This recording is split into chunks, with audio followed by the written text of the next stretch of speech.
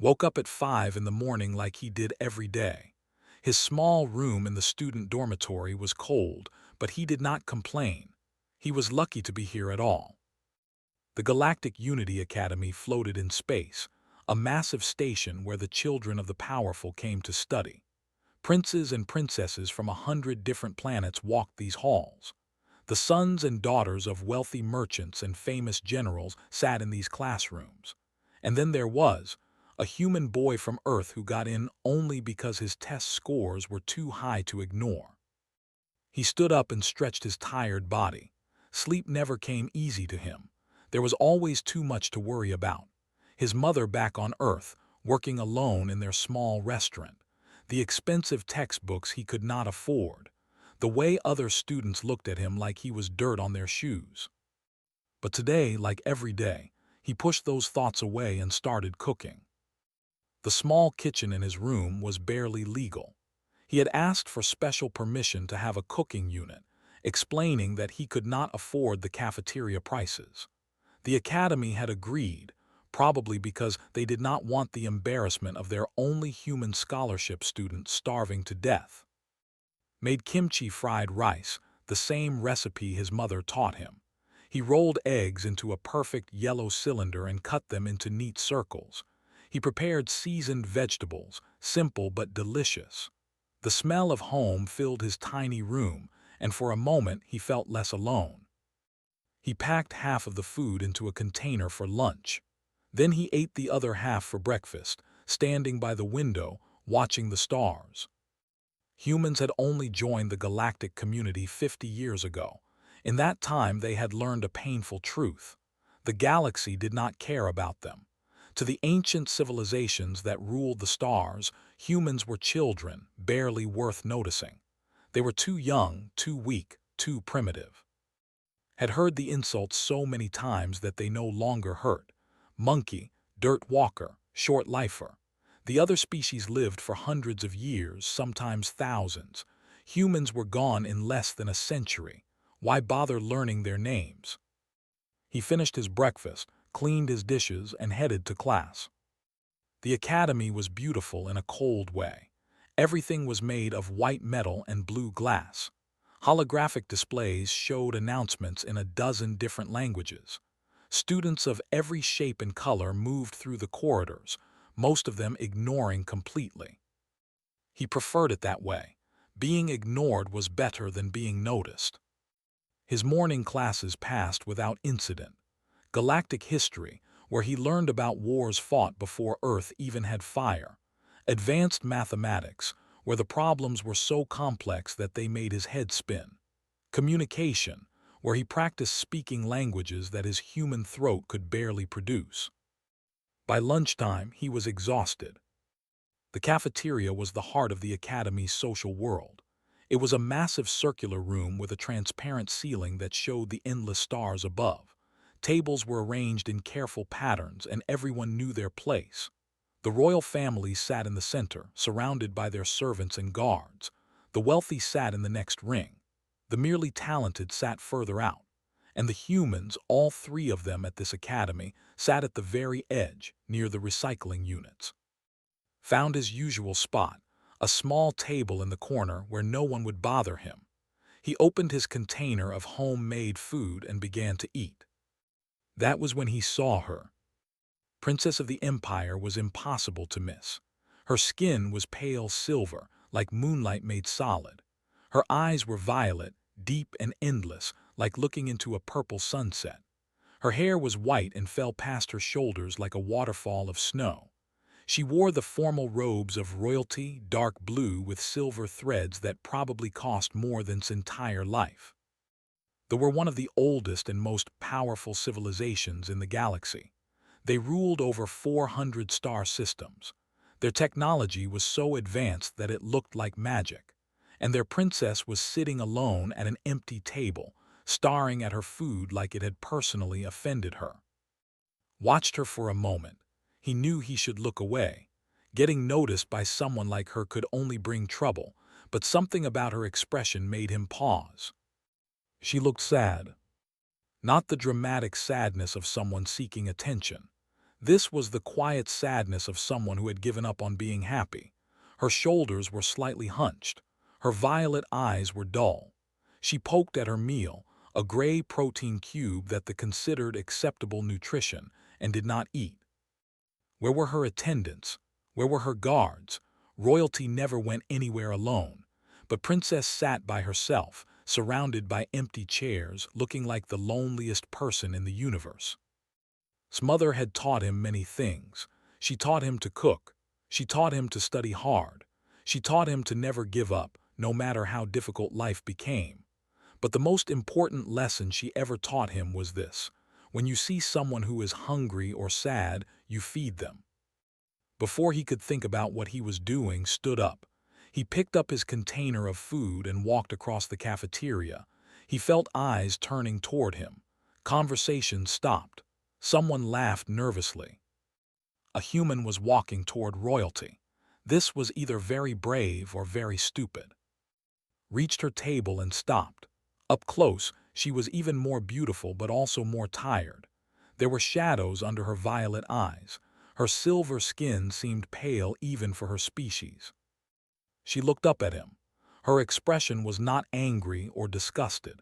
It was simply confused, as if she could not understand why this strange creature was standing in front of her. Did not say anything. He simply placed his container on the table and pushed half of his food toward her. The kimchi fried rice still warm, the rolled eggs perfectly cut, the seasoned vegetables bright with color. He held out his chopsticks. The cafeteria went completely silent, could feel hundreds of eyes on his back. He could hear whispers spreading like fire through dry grass, but he did not move. He just waited. Princess stared at the food, then she stared at him. Her violet eyes searched his face looking for something, a trick, a joke, an angle. She found nothing but simple honesty. Slowly, carefully, as if she was handling something fragile and precious, she took the chopsticks from his hand. She picked up a small bite of the fried rice and brought it to her lips. She chewed, her eyes widened. For a moment she just sat there, processing the explosion of flavors in her mouth. Food was designed for nutrition, not taste. They had forgotten, over thousands of years of civilization, that eating could be a pleasure. She took another bite, then another. Sat down across from her, eating his own portion, acting as if this was completely normal, as if sharing lunch with an alien princess was something he did every day. When she finished, she set down the chopsticks and looked at him. Really looked at him, not through him or past him, but directly at him, seeing him as a person for perhaps the first time. She leaned close, so close that he could smell something like flowers and starlight on her skin. Her lips nearly touched his ear.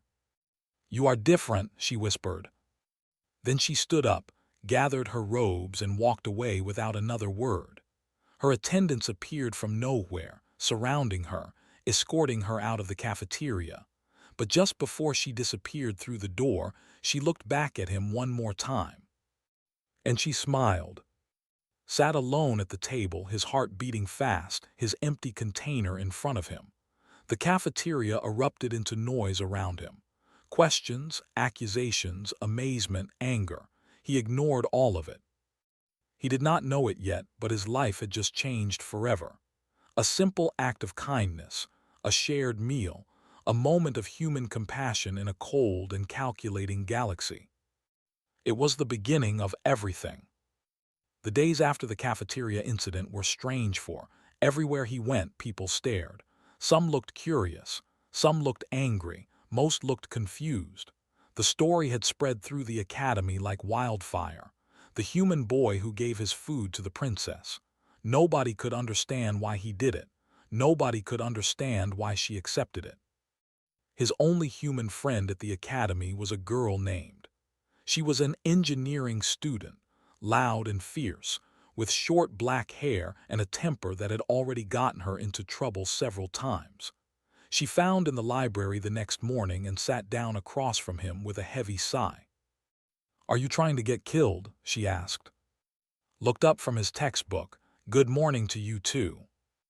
I'm serious, leaned forward, her eyes wide with worry. Do you have any idea what you did? The don't share food, it's not part of their culture. Offering food to someone, especially a royal, it could mean a dozen different things. A marriage proposal, a challenge to combat, an accusation of weakness.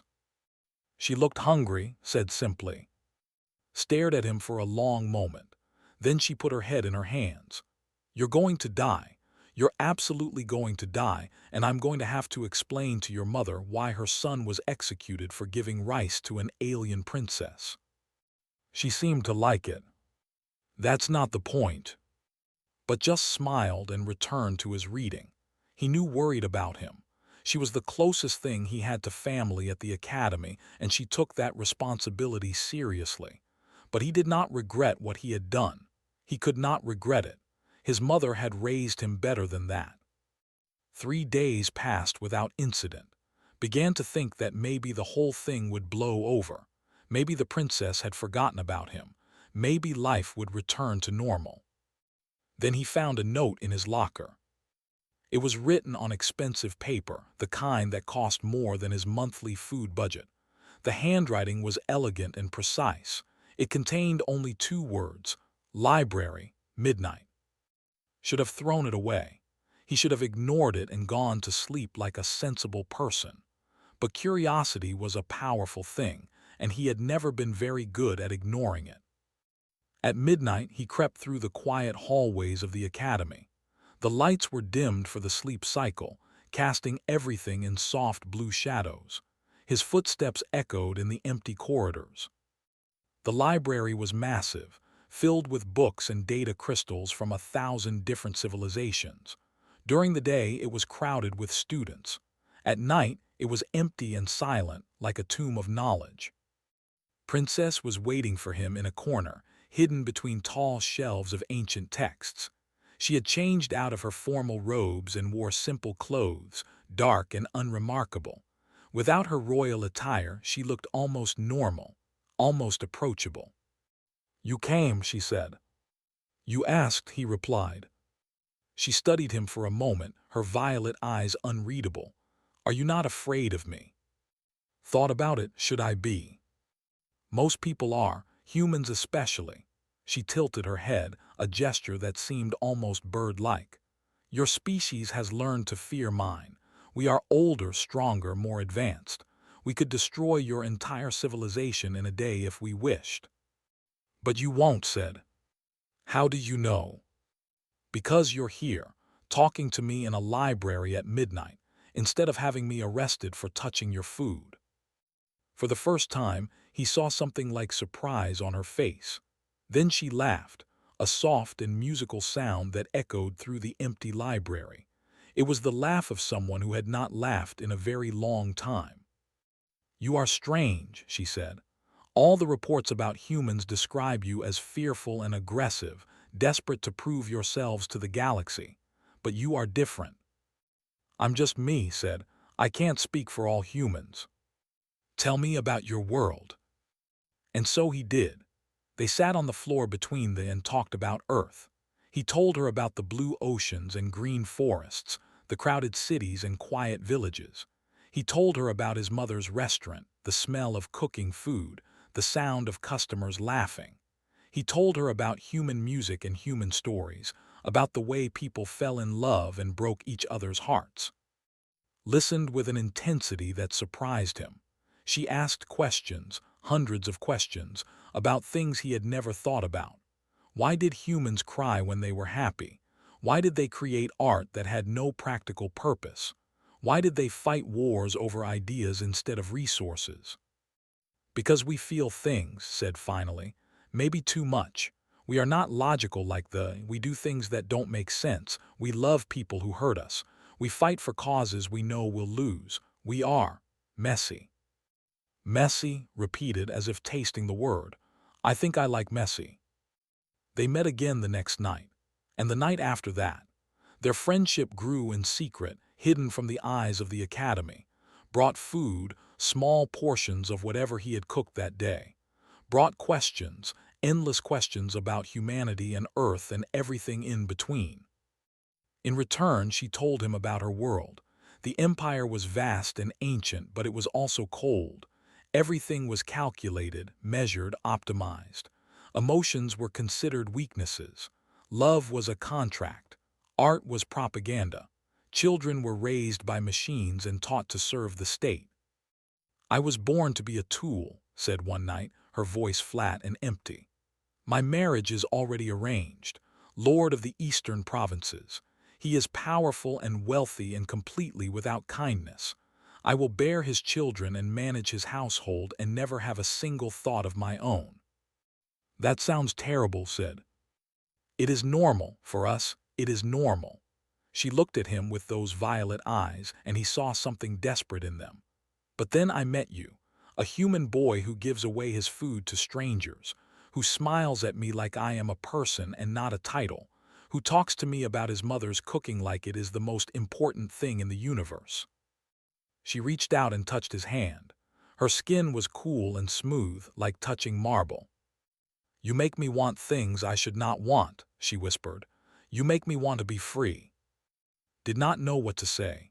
He had no clever words, no wise advice. He was just a poor student from Earth, completely out of his depth. But he held her hand anyway because that was all he could offer. Their secret could not last forever. Someone was watching, someone always watched. Lord was tall and handsome in the cold way that nobles often were. His skin was darker silver than's, his eyes a deep blue that seemed to hold no warmth. He found alone in the corridor one afternoon and blocked his path. "Human," said, making the word sound like an insult. "You have been spending time with my intended." Met his gaze steadily. "Princess can spend time with whoever she wants." "No, she cannot," stepped closer, towering over. "She belongs to me. The contract was signed before she was born. Her life, her body, her future, all of it is mine. And you little human, you are nothing. A temporary amusement, a curiosity that will soon bore her." "Maybe," said, "but right now she chooses to talk to me. That must bother you." His eyes flashed with anger. His hand shot out and grabbed his throat, lifting him off the ground. Gasped for air, his feet dangling helplessly. "I could kill you right now," hissed. "No one would care, no one would investigate, you are nothing." Could not speak, could barely breathe. But he did not look away. He stared into his eyes with all the stubbornness that humanity was known for. He refused to show fear. Something flickered in his expression. Confusion, perhaps, or annoyance. He dropped to the floor and stepped back. "Stay away from her," said. "This is your only warning." Then he walked away, leaving gasping on the cold metal floor. That night met in the library despite his bruised throat. When she saw the marks on his neck, her violet eyes went wide with horror. "Did this," she said. "It was not a question." "It doesn't matter." "It matters to me." Her voice cracked and realized with surprise that she was crying. Silver tears ran down her silver cheeks. "I have brought this upon you. My selfishness, my weakness, I have put you in danger." Reached out and wiped a tear from her face. "You're my friend," he said simply. "Friends don't abandon each other because things get difficult." She stared at him, this strange human boy who had turned her world upside down. "Why?" she asked. "Why are you like this? What do you gain from being kind to me?" "Nothing," admitted, "but that's not why I do it." He smiled at her, gentle and warm, completely unafraid. "Where I come from, we take care of each other. Not because of what we get in return, but because it's the right thing to do. Because being kind makes the universe a little bit better. Because my mother taught me that a meal shared is worth more than a meal eaten alone." Did not respond. She just leaned forward and pressed her forehead against his, a gesture of deep affection. They stayed like that for a long time, two people from different worlds, finding comfort in each other's presence. Outside, the stars continued to spin. The galaxy continued its endless dance. And somewhere in the cold vastness of space, a small seed of change had been planted. It would grow into something neither of them could imagine. The annual Galactic Unity Gala was the biggest event of the Academy year. Every important family sent representatives. Ambassadors came from 100 different worlds. The station was decorated with lights and flowers from a dozen planets, and the central hall was transformed into a palace of wonder. Had no intention of attending. Events like this were not for people like him. He was a scholarship student, a human, a nobody. His place was in his room, studying, staying invisible. But had other plans. "You are going," she said, throwing a formal jacket at his face. "I don't care if you want to or not. You have been hiding in your room for weeks, and I am tired of it." "I'm not hiding, I'm studying." "You're avoiding the princess," crossed her arms. "Don't think I haven't noticed. You two were meeting every night and then suddenly nothing. What happened?" Touched his throat where the bruises from his grip had finally faded. He had not told about the confrontation. He had not told anyone. "It's complicated." "Everything with you is complicated. Now put on the jacket and come with me. They're serving free food, and I refuse to let you miss the one chance we have to eat like normal people." Sighed, but he knew there was no arguing with when she made up her mind. He put on the jacket and followed her to the gala. The central hall was magnificent. Thousands of guests filled the space, wearing clothes that cost more than would earn in a lifetime. Crystal chandeliers floated in the air, held up by gravity technology that humans still did not understand. Music played from somewhere, a gentle melody that seemed to come from everywhere at once. Immediately headed for the food tables, but hung back. He felt out of place here, surrounded by power and wealth beyond his imagination. He found a quiet corner near a large window and watched the stars outside. Then he saw her. Princess stood at the center of the room, surrounded by attendants and guards. She wore a gown of deep blue that seemed to flow like water around her body.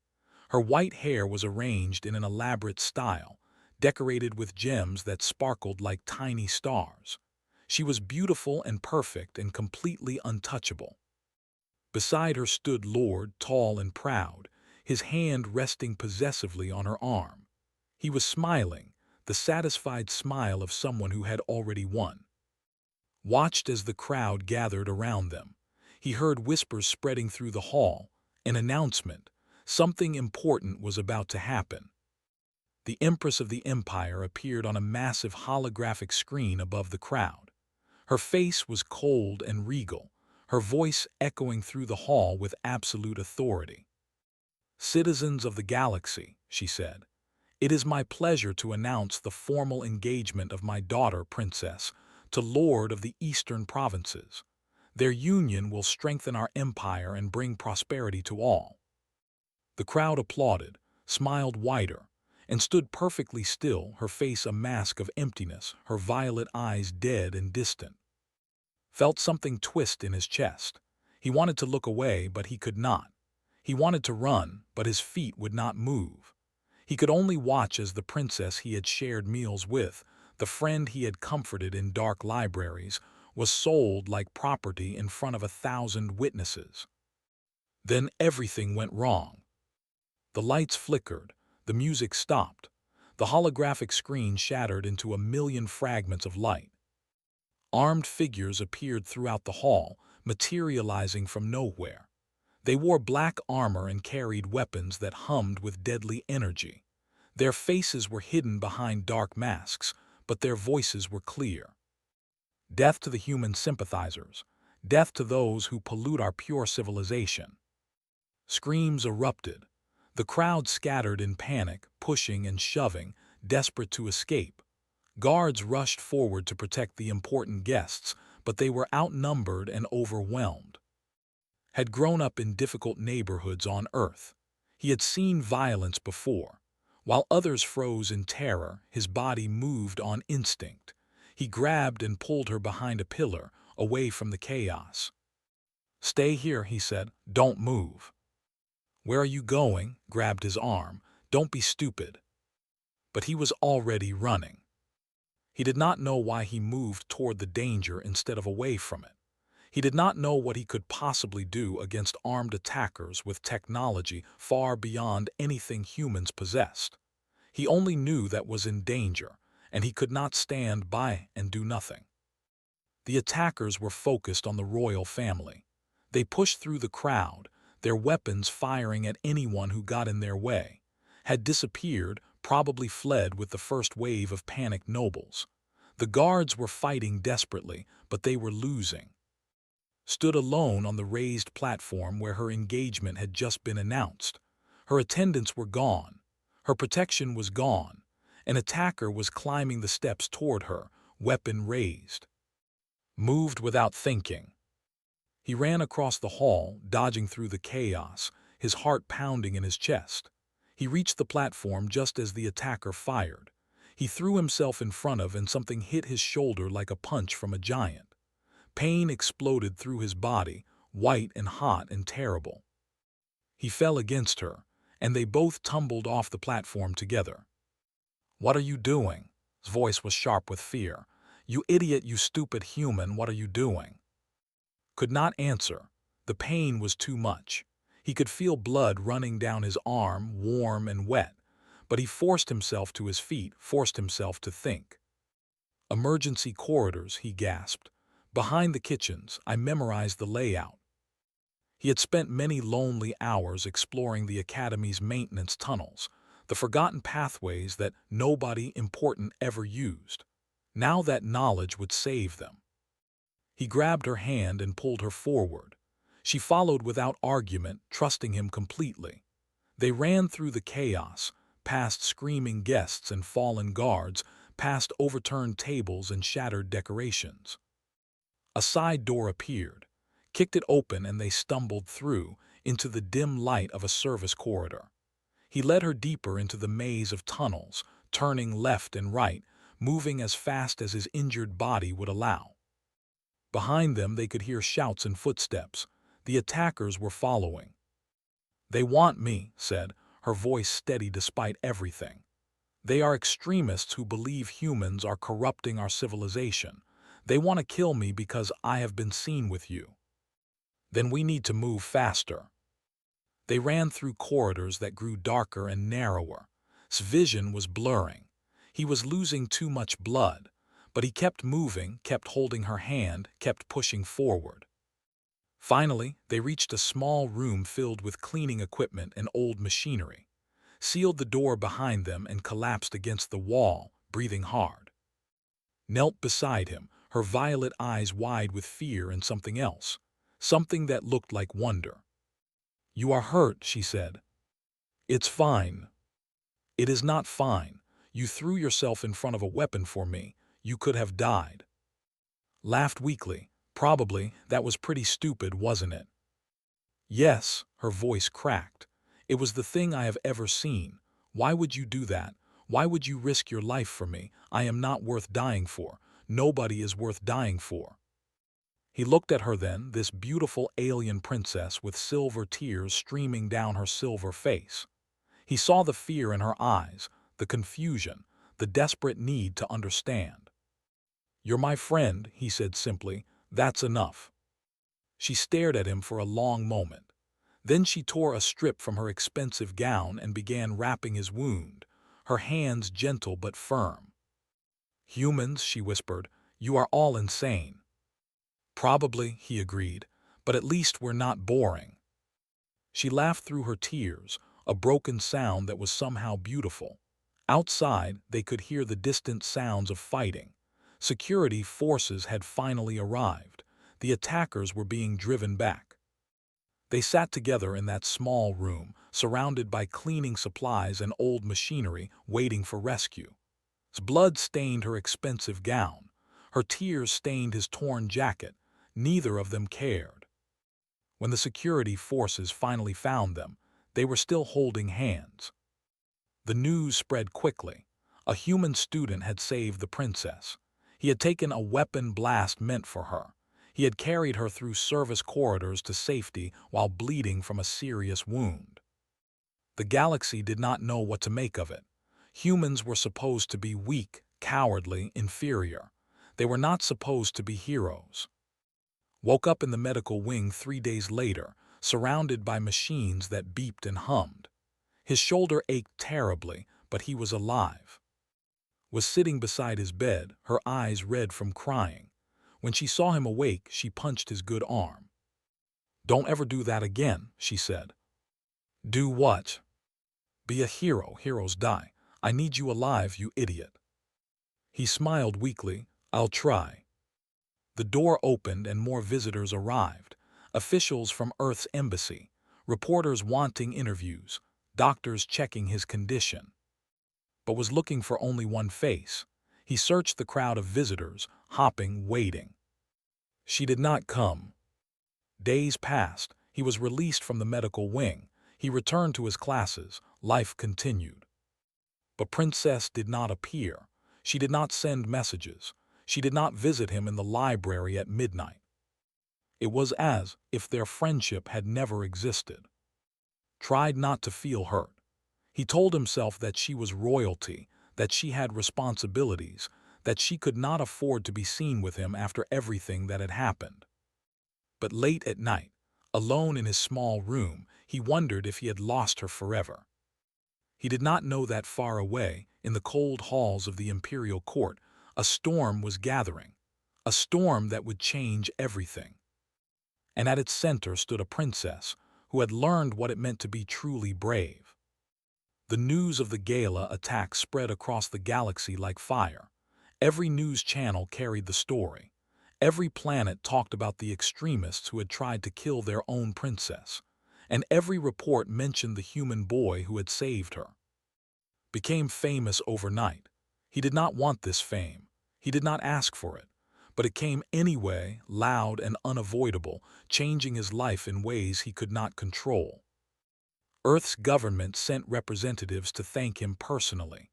They called him a hero, a symbol of human courage, proof that humanity belonged among the stars. They offered him medals and honors and positions in the diplomatic corps. He turned them all down. "I just want to finish my studies," he said. "I just want to go back to normal." But normal was no longer possible. Lord saw his opportunity. He gathered support from conservative nobles, those who believed that humans were a threat to their civilization. He demanded a formal tribunal to investigate the incident at the gala. "The human endangered our princess," declared. "His reckless actions could have gotten her killed. He used the chaos to manipulate her emotions and corrupt her judgment. He must be expelled from the academy and banned from space forever." The tribunal was held via holographic connection, with judges from across the empire watching. Stood alone in a small room at the academy, facing a wall of stern faces that looked at him like he was an insect. The empress herself presided over the tribunal. Her face filled the largest screen, cold and perfect, revealing nothing of her thoughts. "Of Earth," she said, "you stand accused of reckless endangerment of royalty. How do you respond?" Took a deep breath. He had no lawyers, no advisors, no one to speak for him. He had only himself and the truth. "I saw my friend in danger," he said. "I did what I could to help her. I'm not sorry for that." Murmurs rippled through the holographic crowd. A human, calling a princess his friend. The arrogance was beyond belief. Smiled, sensing victory. "You see," he said, "the human presumes to call our princess his friend. He has forgotten his place. He has forgotten that he is nothing, a creature barely more evolved than the animals his species descended from." "That's enough." The voice cut through the chamber like a blade. Everyone turned to see Princess stepping forward, her violet eyes blazing with an anger that had never seen before. She had entered quietly, without announcement, without her usual attendants. She wore simple clothes, not royal robes. She looked like a different person, fierce and determined and completely alive. The Empress said, her voice carrying a warning, "This is not your place." "Then make it my place." Walked to the center of the tribunal, facing the screens filled with powerful faces. "You want to judge this human for saving my life? Then judge me first. I am the one who befriended him. I am the one who sought him out. Every decision that brought us to that moment was my decision, not his. Stepped forward, his face twisting with anger. You were manipulated. The human used you for his own purposes. He saw an opportunity to rise above his station, and he took it. No, his voice was quiet but firm. He saw a sad girl starring at a meal she could not eat, and he shared his lunch with her. There was no manipulation. There was no scheme. There was only kindness. She turned to face the tribunal, her silver skin glowing in the harsh lights. I have lived my entire life surrounded by people who wanted something from me. My title, my connections, my political value. Everyone calculates, everyone schemes, everyone has an angle. Her voice cracked slightly. But never wanted anything. He gave me his food because I looked hungry. He talked to me because I looked lonely. He threw himself in front of a weapon because I was his friend. She paused, letting her words sink in. When was the last time any of us acted without counting the cost? When was the last time we gave something without expecting something in return? We have built an empire that spans 400 star systems, but somewhere along the way, we forgot how to be kind. The tribunal was silent. The Empress watched with an expression that was impossible to read. Tried to speak but cut him off. You call humans primitive. You call them emotional, irrational, weak, but I have seen something in them that we have lost. They feel things deeply. They love fiercely. They fight for each other even when it makes no sense. She looked at, her eyes soft. They share their food with strangers because it is the right thing to do. The Empress raised her hand, and the tribunal fell completely silent. Daughter, she said slowly, you speak with great passion, but passion is not evidence. Passion does not change the law. Then change the law. Everyone gasped. A princess demanding that the Empress change imperial law. It was unthinkable. But did not back down. Our laws are built on fear. Fear of the different, fear of the new, fear of anything we cannot control. Humans are young and chaotic and unpredictable, so we push them away. We call them lesser because they make us uncomfortable. She stepped closer to the central screen, facing her mother directly. But they survived. Their planet was primitive, their technology was limited, they were short. And yet they reached the stars anyway. They did not give up. They did not accept their limitations. They just kept trying, kept fighting, kept reaching for something better. Her voice grew stronger. That is not weakness. That is strength. A strength that our ancient civilization has forgotten. The Empress was quiet for a long moment. Then she spoke, her voice soft but carrying throughout the chamber. Lord, your petition is. His face went pale. Your Majesty, I must protest. You must nothing. The Empress's eyes were cold. I have heard enough. The human acted to save my daughter's life. Whatever his motivations, whatever his relationship with the princess, that fact remains. This tribunal is closed. The holographic screens blinked out one by one. The tribunal was over, had won. But he knew it was not his victory. It was. Later that evening, a message arrived at his door. Not a note this time, but an official summons bearing the seal of the imperial house. He was to present himself to the Empress immediately. The meeting room was small and private, nothing like the grand tribunal chamber. The Empress sat alone, without advisors or guards. She looked at with curious eyes, studying him like he was an interesting puzzle. Sit, she said. He sat. My daughter has caused quite a disturbance because of you, she said. She has broken her engagement to Lord. She has requested assignment to the diplomatic mission to Earth. She has done everything in her power to destroy her political future, all because of a human boy who shared his lunch with her. Did not know what to say, so he said nothing. Tell me, the Empress continued, what do you want from my daughter? Nothing. Everyone wants something. Not me, met her gaze steadily. I'm not special, Your Majesty. I'm not clever or powerful or important. I'm just a human who was raised to be kind to people. was sad and alone, so I tried to make her feel less sad and less alone. That's all." The Empress studied him for a long moment.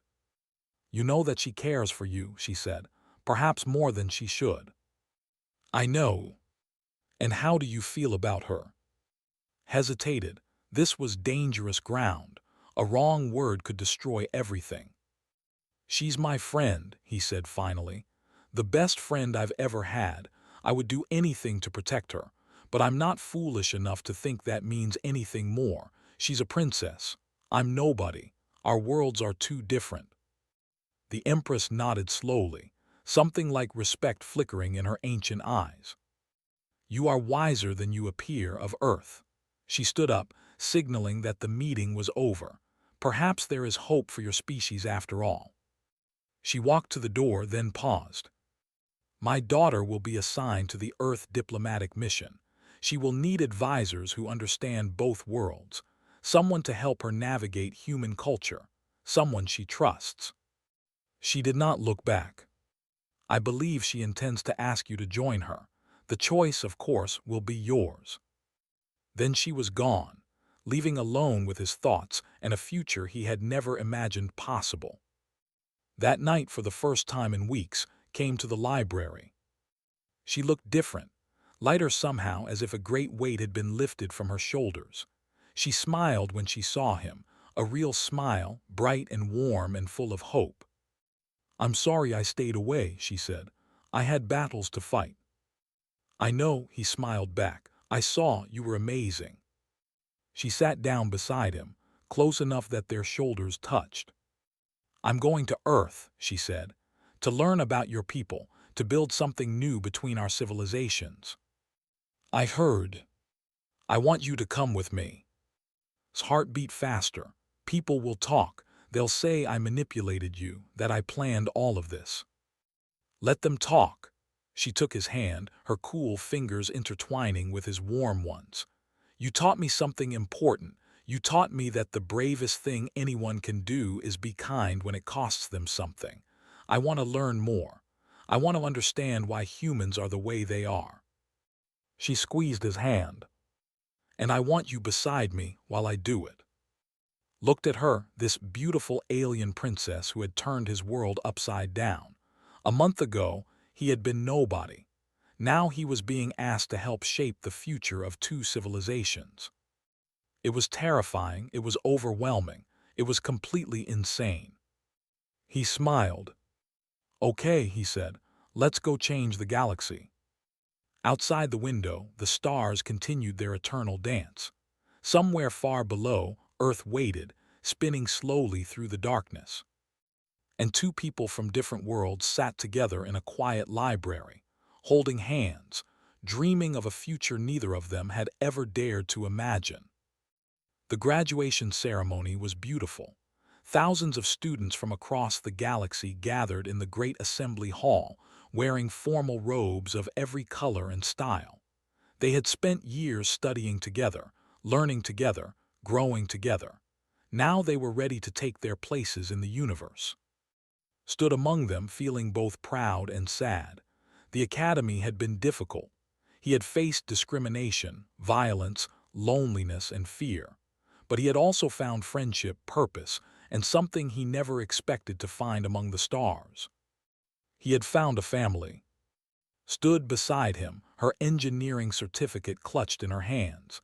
She had graduated with top honors, earning offers from the best shipyards in the galaxy. She was going to build starships. She was going to create things that would carry people between worlds. "I still can't believe you're leaving," she said. "Earth, with an alien princess. It sounds like a bad romance novel." Laughed. "When did my life become a romance novel?" "The moment you decided to share your lunch with royalty." She punched his arm gently. "You're an idiot, you know that. The luckiest idiot in the universe." "I know." The ceremony ended and the students scattered to find their families and friends. Had no family here. His mother was back on Earth, running her restaurant, too busy to make the long trip. But she had sent him a message that morning. "I'm proud of you," she had said, her face smiling on the screen. Your father would be proud too. Come home soon. I'll make your favorite dinner. He was still thinking about that message when found him. She had changed since the tribunal. The weight of duty still pressed on her shoulders, but she carried it differently now. She walked with purpose. She smiled more often. She laughed without restraint. She was free. "Are you ready?" she asked. "For what?" "For everything." She gestured at the universe beyond the windows. "Earth, the diplomatic mission, the future." Took a deep breath. "Honestly, no, I have no idea what I'm doing. I don't know anything about diplomacy or politics or building bridges between civilizations." "Neither do I," smiled, "but I have a theory." "What's that?" "I think the universe doesn't need more diplomats. It has plenty of those, people who calculate every word and measure every action. What it needs is more people who share their lunch with sad strangers." She took his hand. "What it needs is more humans." The ship that carried them to Earth was a diplomatic vessel, sleek and elegant, filled with officials and staff. They looked at with expressions ranging from curiosity to suspicion to grudging respect.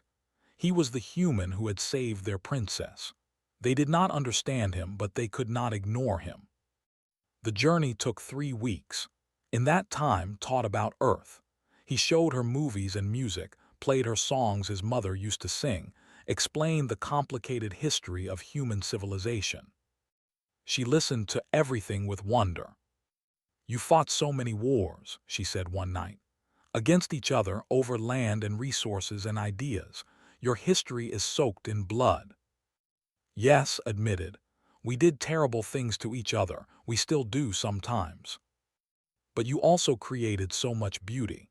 Held up a tablet showing human art, masterpieces from across centuries. "Music that makes me cry, stories that make me believe in impossible things. How can the same species produce both such violence and such wonder?" "Because we feel everything deeply," said. "Love and hate, joy and anger, hope and despair. We can't do things halfway. When we destroy completely.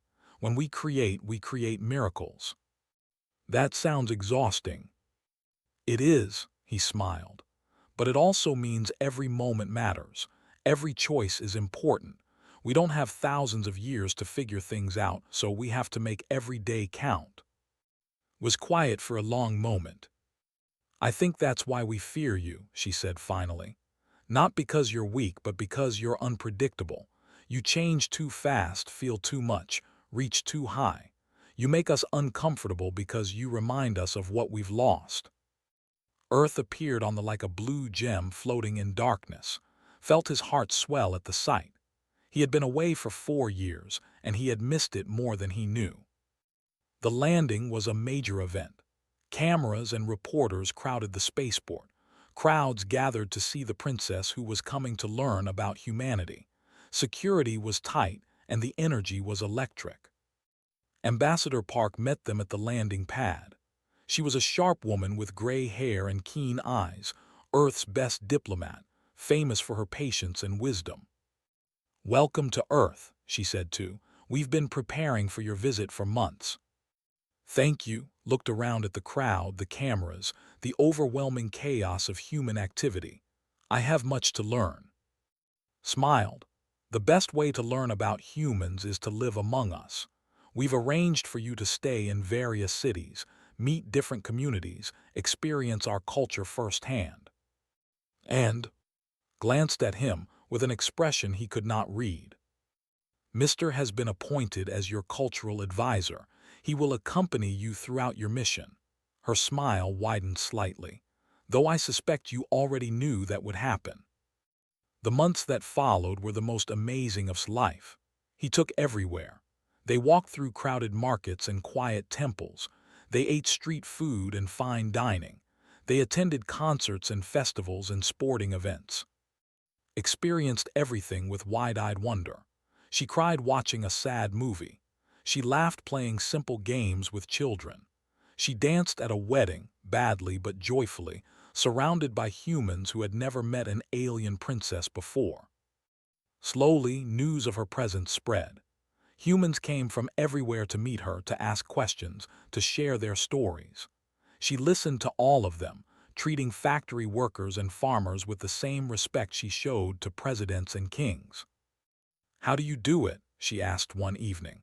They were sitting on a rooftop in Seoul, watching the city lights spread out below them. "How do you find meaning in such short lives? You know you will die. You know everything you build will eventually crumble. How do you keep going?" "Thought about it. We don't think about the ending," he said. "We think about right now, this moment, this meal, this sunset, this person sitting next to me." He looked at her. "We focus on what we have, not what we'll lose." "That sounds like denial." "Maybe, or maybe it's the only way to live." He smiled. They spend thousands of years planning for the future, but they forget to enjoy the present. Humans do the opposite. We're messy and short-sighted, and we make terrible decisions. But we also fall in love and create art and sacrifice ourselves for strangers. He paused. Maybe neither way is right. Maybe the answer is somewhere in the middle.